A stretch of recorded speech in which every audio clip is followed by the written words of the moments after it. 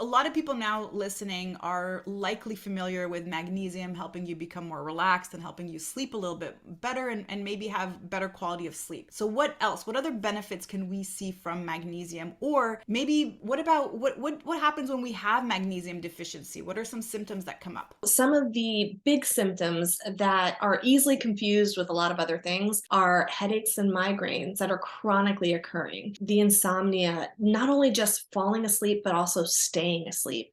Restless legs, leg cramping, pain in your joints and inflammation throughout the body, hormone imbalances, anxiety, depression. I got to the space where I think I just got so good at handling cortisol, at handling my stress all year long. And every single time I did something, I didn't give myself an opportunity to just sit back, relax, and recover from whatever I just did. There was a study that was done, I want to say in 2015, that showed that participants who took magnesium were able to lower their cortisol much, much faster than participants who didn't. So we saw this beautiful relationship between magnesium supplementation and lowering cortisol.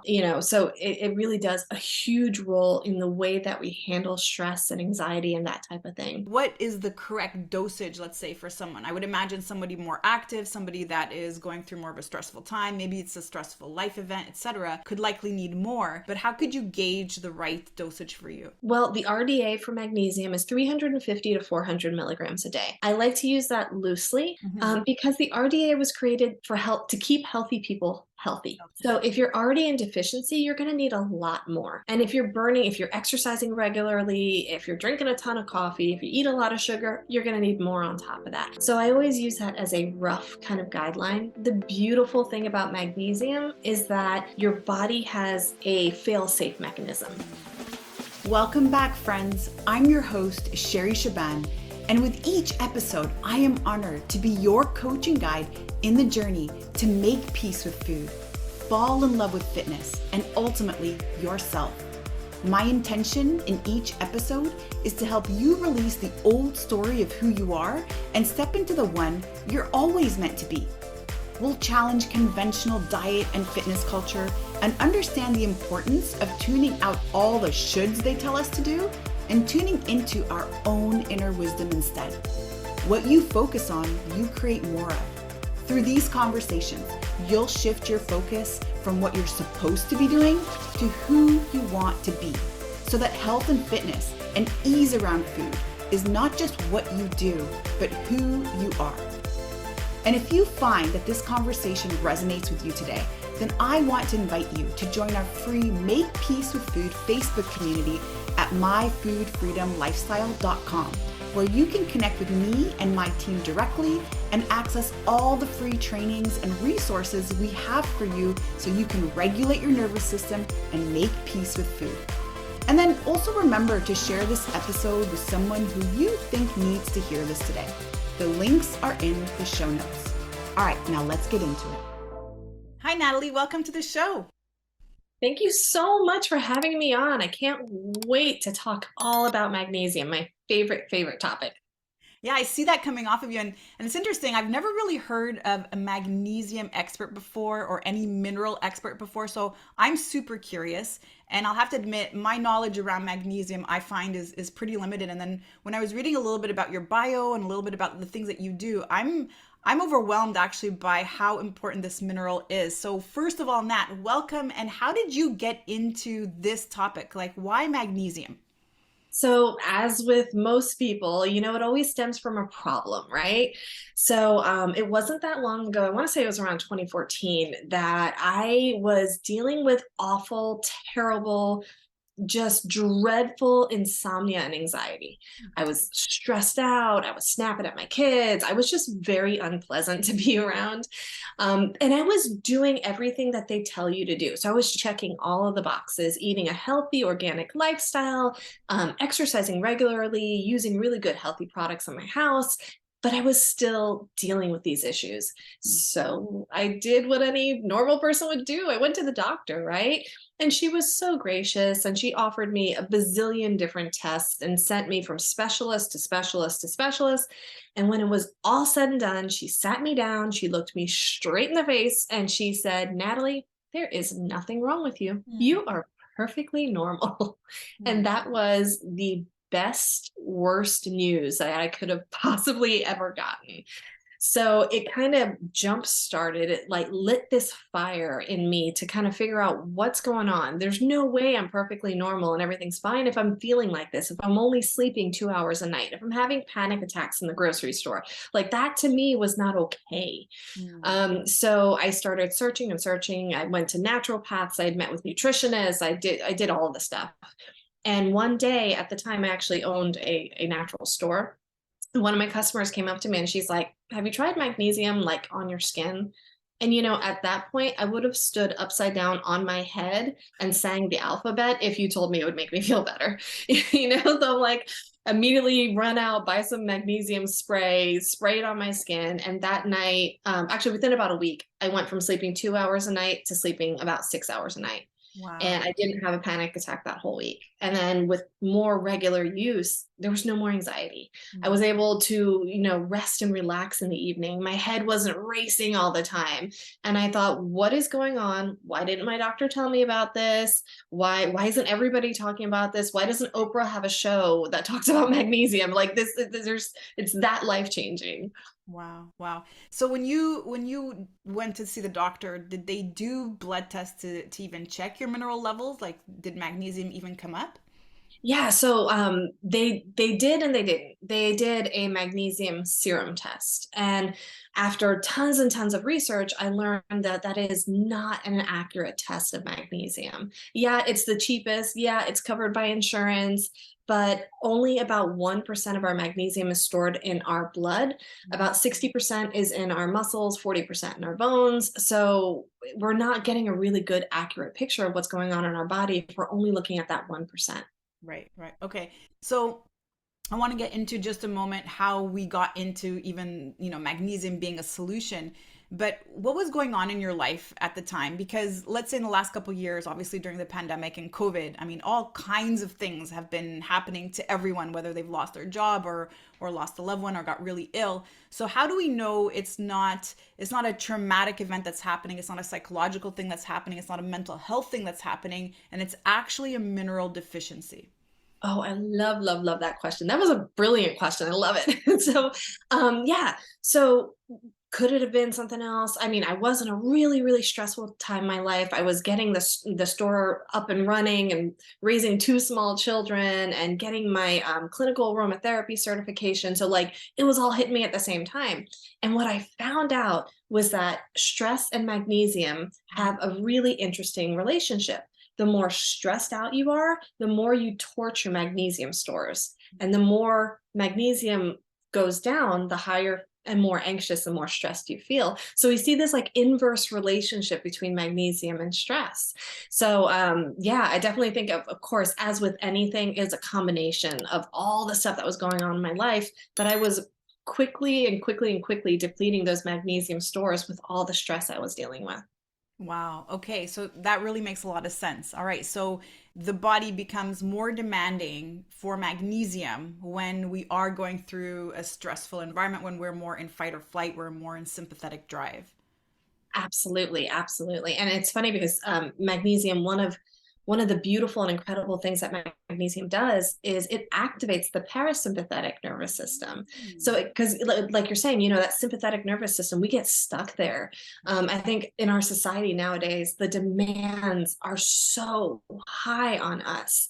Mhm. We went from living in a society where we worked 8 hours a day and then that was it. And you shut down, you go home for the evening, you don't worry about work. Now we're plugged in, we're listening, checking emails at 2 o'clock in the morning, we're going, and we get really stuck in that sympathetic mode. Right. And the beautiful thing about magnesium, it really shuts on, turns on that rest and relax and wind down area of our nervous Mm. system. Mm. Yeah, and just to add to that, I find we're actually congratulated on being in sympathetic mode. Like, oh, you worked so hard. Good job. Like, you worked through the weekend. Amazing. You only got 4 hours of sleep. That's awesome. Like, you're such a hard worker. You're such a badass. And so it's interesting because we're actually encouraged to work more, to be more in that sympathetic nervous state, have more coffee, get on the computer a little bit longer, do more screen time, and not really enough time to really rest and digest and relax back into that. Absolutely. And kind of to take that one more step, I do see this cultural shift where people are like, self care, make time for self care. And I think it's really, really important that we make a definition around self care that is not taking a bubble bath. It's not going for a massage. Although those are wonderful, incredible things, I think self care is exactly what you said. It's changing up your schedule so that when you stop work, you stop work. You're not reading emails at 2 o'clock in the morning. It's making time in your life for things that fuel you. It's more than just an hour massage, or getting your nails done, that kind of thing. Oh, I love that so much. I love that.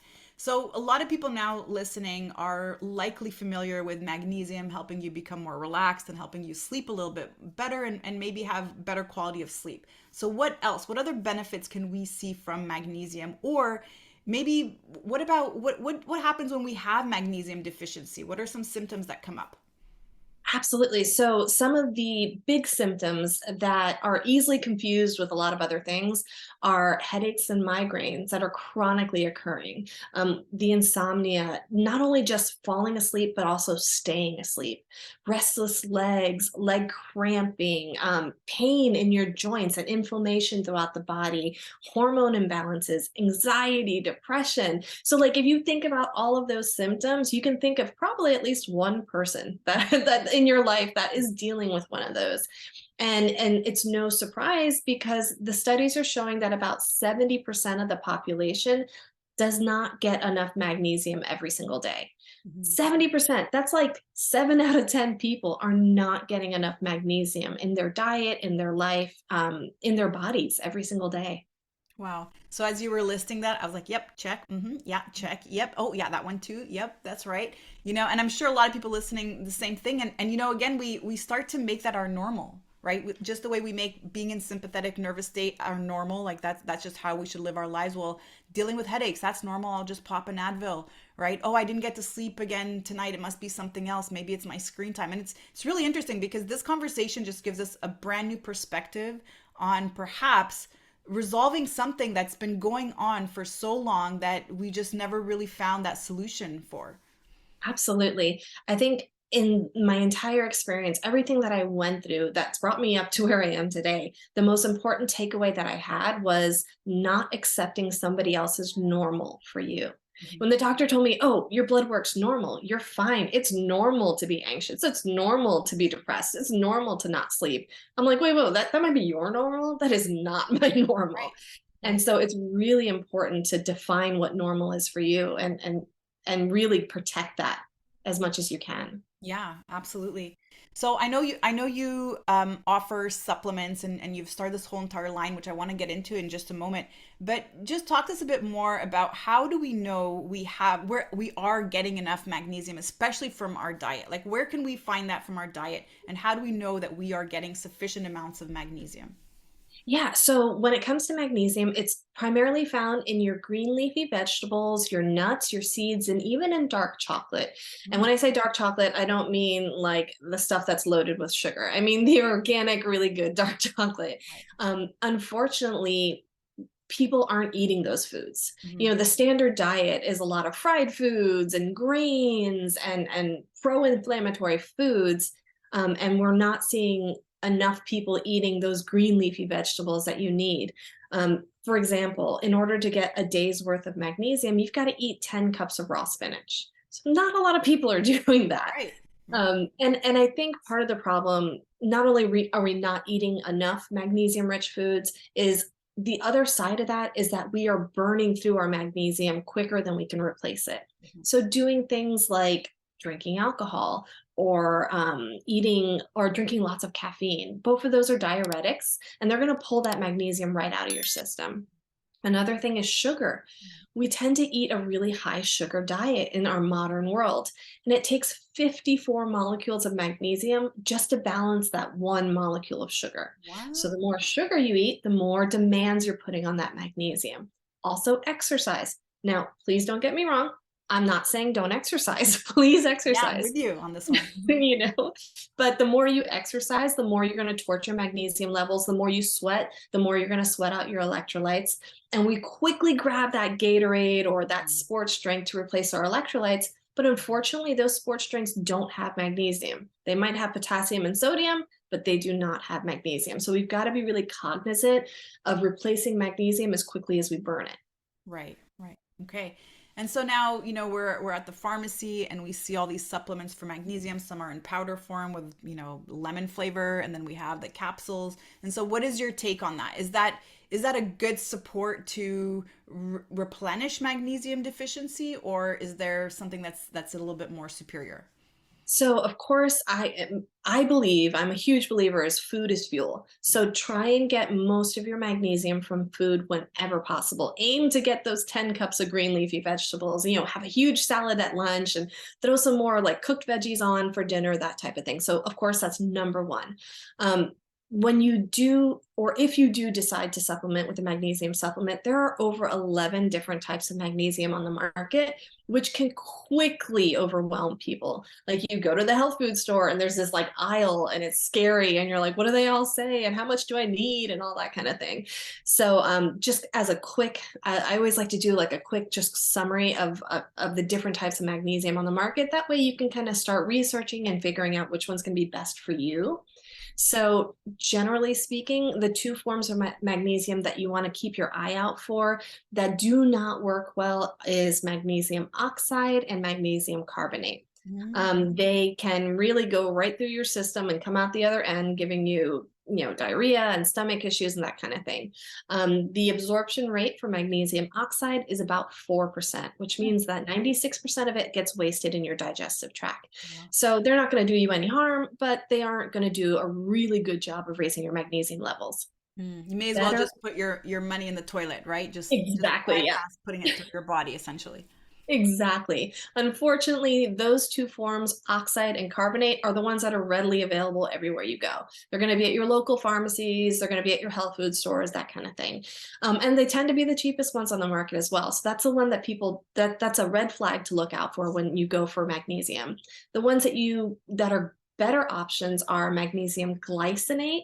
That one tends to be really good if you have a hard time sleeping, if you have a hard time winding down in the evenings. Magnesium malate, that's a great one if you have a hard time with energy, like you get real tired throughout the day, or if you have muscle cramps. Anything muscular, malate does a really good job with. Magnesium threonate, that one's really popular. It does tend to be very expensive, but some recent research has shown that it does break through the blood-brain barrier. So people tend to really like that one for memory, for mental issues, any kind of fog, mental fog, that kind of thing. So those are three really good ones to look out for. And then there's two other ones that I always want to mention, and that's magnesium sulfate. This one's easy. It's a bag of Epsom salt. Epsom salt's available just about everywhere. It's a great thing to take 2 cups of Epsom salt, throw it in your bath, soak for 20 minutes. Now you've had a wonderful boost of magnesium, plus you've had some time to kind of wind down and get that brain into parasympathetic mode. So Epsom salts are beautiful. And then the last is magnesium chloride, and that's the one that I experienced when I initially went through this whole health crisis. Magnesium chloride is the same magnesium that's found in the ocean. So if you've ever been to the beach and you swam around and that day you slept really well and those leg cramps went away, it's very likely it's from the chloride that was in the ocean. And that's typically found in sprays and creams. Wow. Wow.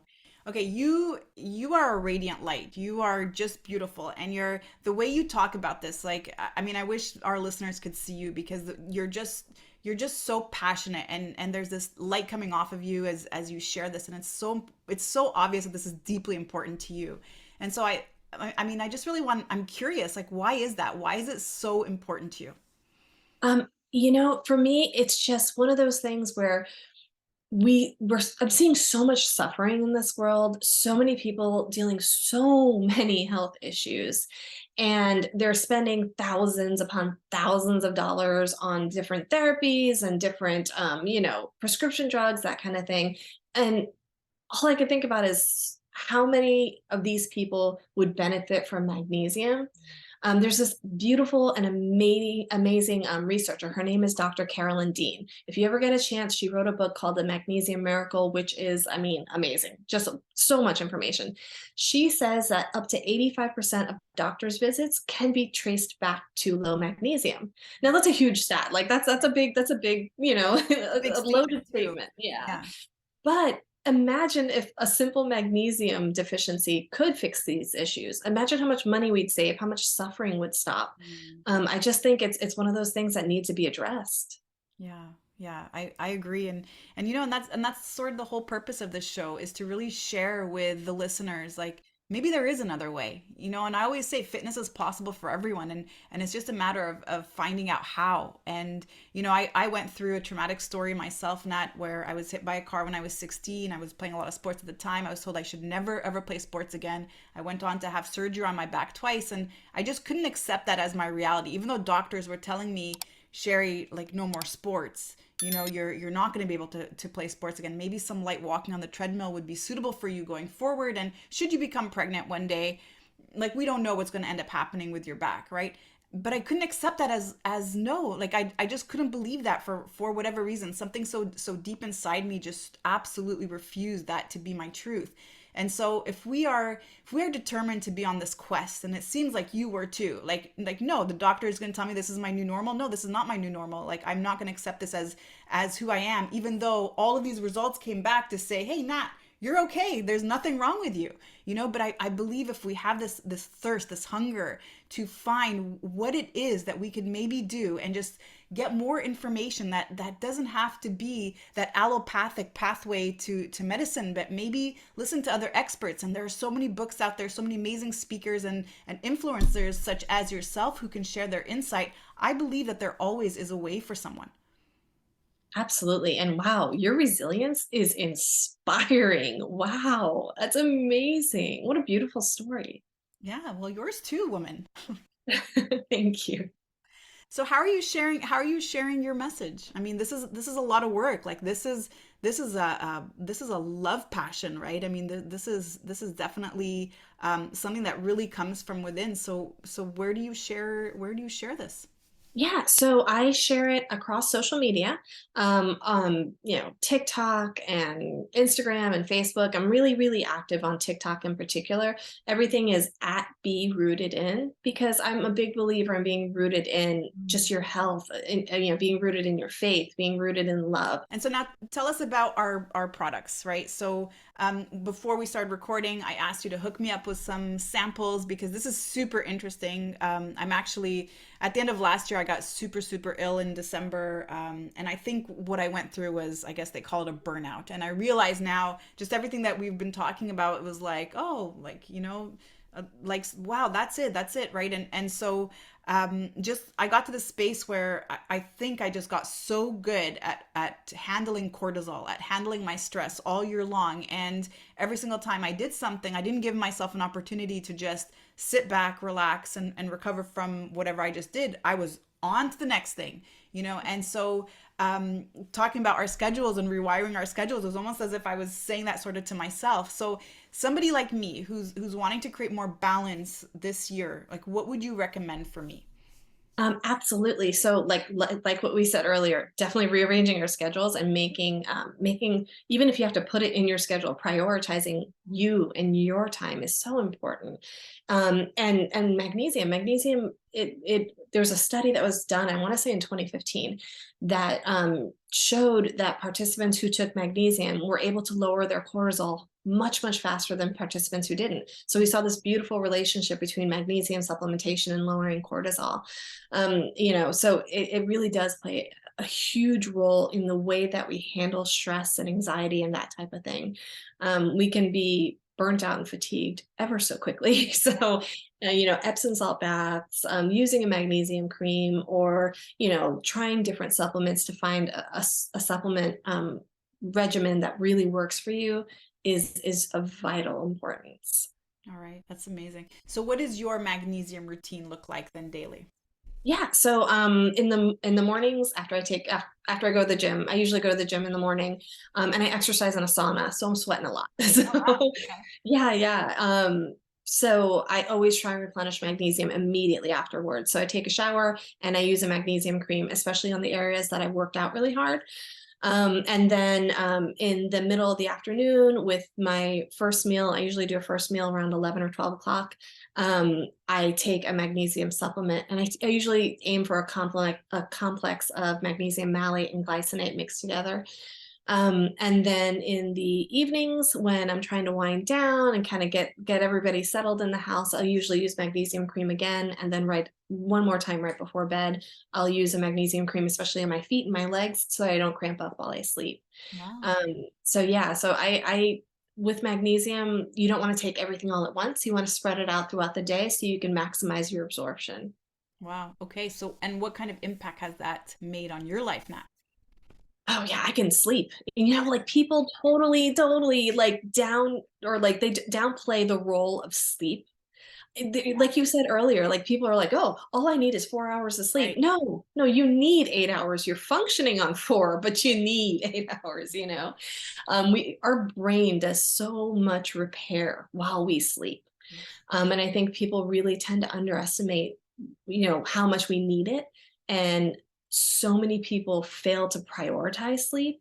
A lot of us will grab our phone while we're in bed and scroll through social media. And all of a sudden, 2 hours later, you're still on social media instead of prioritizing your sleep. Yeah. So, yeah, sleep for me is the number one impact that magnesium has. That and anxiety. Like, I don't have the racing thoughts, the panic, the butterflies, all that heavy feeling that I used to have years ago. Mhm. And it's such a freeing sensation to not have that. Wow, I can't wait to try that.